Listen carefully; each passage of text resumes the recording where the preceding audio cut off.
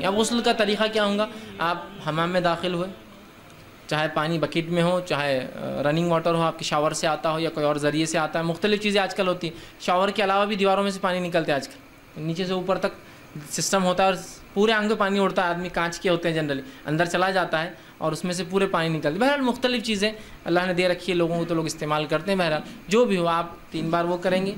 اپنی شرمگاہ یا جو وجہ بنی ہے آپ کی غسل کی، وہ غلاظت کو آپ زائل کریں گے. ٹھیک ہے. اس کے بعد آپ وضو کریں گے جس طرح سے وضو ہوتا ہے. اب طہارت بیت الخلاء میں جانے کی دعا ہوا میں نہیں سکھاؤں گا، پہلے ہو چکا 2-3 ہفتے پہلے جانے کا، وہ سب پورا رفع حاجت کے مسائل ہو چکا ہے. تو لہٰذا میں اس لیے وہ بات نہیں رکھ رہا ہوں، ورنہ پھر اس کو ایڈ کریں گے تو کئی چیزیں اضافہ ہو جائیں گی، بہت مشکل ہوگا مجھے سمجھانا آپ. ٹھیک.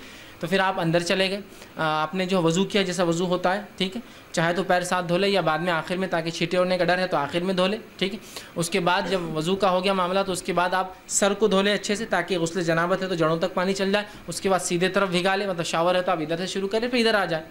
ٹھیک. مطلب سیدھے طرف پہلے وہ کر لیں تاکہ سنت بھی ادا ہوتی ہے، اور پانی گر رہا ہے تو ظاہر سی بات ہے کسی ایک طرف ڈالنا نہیں ہے، صرف ایک طرف ہونا ہے آپ کو، تو سیدھے طرف ہو جائے، الٹے طرف ہو جائے اور پورے آنگ کو مل لے.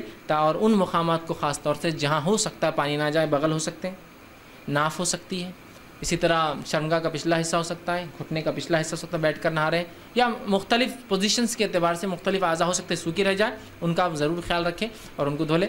عورتیں ہوں بہت گھنے بال ہو، جس نے وہ پلیٹ والی چوٹیاں ڈالی رکھی ہو جو بہت زیادہ ہوتی ہے، تو وہ اگر 3 بار بھی پانی ڈال لے تو انشاءاللہ ان کے لیے کفایت کر جائیں گا. سہولت ہو تو بہت اچھی بات ہے دھو لے، نہ ہو تو بہرحال ان کے لیے یہ سہولت بہرحال شریعت نے بہرحال دے رکھی ہے، اور پورا جسم جو ہے وہ کر لے مکمل. یہ بہرحال غسل کے تعلق سے کچھ باتیں تھی. بہرحال اس معاملے میں یہ بھی ہو سکتا ہے کہ مرد اور عورت یاد رکھیے ایک ہی برتن سے غسل لے سکتے ہیں. ایسا ہو سکتا ہے کہ گھر میں حمام ہو، نماز کا وقت کم ہو، یا دوسرے مسائل ہو کہ گرم پانی بعد میں نہیں ملے گا، تو میاں اور بیوی، مرد اور عورت جو ہے ایک ساتھ نہا سکتے ہیں، تو ایک برتن میں سے پانی لے سکتے ہیں. یہ بات میں اس لیے رکھ رہا ہوں کہ بہت سے لوگ یہ سمجھتے ہیں کہ عورت کا بچا ہوا پانی ناپاک ہوتا ہے. ایسی کوئی صحیح روایت نہیں ہے یاد رکھیے. اس لیے کہ ماں عائشہ کی ایک روایت آتی ہے رضی اللہ عنہا، جو ہے یہ صحیح روایت ہے کہ وہ کہتی ہے کہ آپ صلی اللہ علیہ وسلم میں نے غسل جنابت ایک ہی برتن میں سے، ایک ہی ٹب میں سے لیا، کہ میں ایک بار لیتی اور اپنے آپ کو دھوتی، اور پھر آپ صلی اللہ علیہ وسلم ایک بار لیتے ہو مگ اور اپنے آپ کو وہ کرتی. رات کا وقت تھا. ٹھیک ہے. تو اس سے پتہ چلا کہ بیک وقت میاں بیوی نہا بھی سکتے ہیں، اور کامن پانی یوز کر رہے تھے دونوں، ایک ہی ٹب میں دونوں ہاتھ ڈال کر ایک ہی مگے سے دھو رہے تھے. مطلب ایک بار میں عائشہ لے کے اپنی باری کری تھی، ایک بار آپ سمجھ جیسا کہ وضو کرتے ہوتے ہیں 2 مرد اگر وضو کر رہے ہیں تو ایک کے بعد ایک کے، تو ویسا وہ دونوں مل کر شیئر کر رہے تھے. اس سے پتہ چلا کہ عورت کا بچا ہوا پانی ناپاک نہیں ہوتا، یہ عورت جس پانی میں ہاتھ ڈالے وہ ناپاک نہیں ہوتا ہے. اور دونوں بھی جنابت کی حالت میں تھے، مطلب میں عائشہ بھی ناپاک تھی اور وہ بھی تھے، لیکن دونوں نے پانی ہاتھ ڈال کر لیا.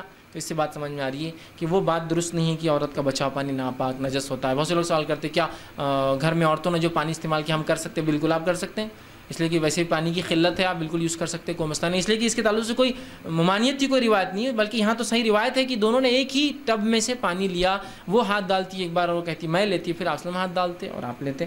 تو بہرحال اس میں جو ہے کوئی مسئلہ نہیں ہے. ٹھیک ہے. تو یہ تھی چند باتیں غسل کے تعلق سے. مسئلہ بہت آسان تھا، بالکل ایک دم سمپل تھا، اور وضو کے مقابلے میں وضو سے بھی آسان نہیں ہے. تو وضو میں تو بہت چیزیں یاد رکھنا تھی، اس میں تو سب بھگا لینا ہے بس. ایک عام لحاظ سے اگر کوئی کہے کہ غسل کیسا ہو تو بس مکمل اپنے آپ کو بھگا لے، یہ غسل ہے، مکمل اپنے آپ کو بھگا لے، یہ غسل ہے.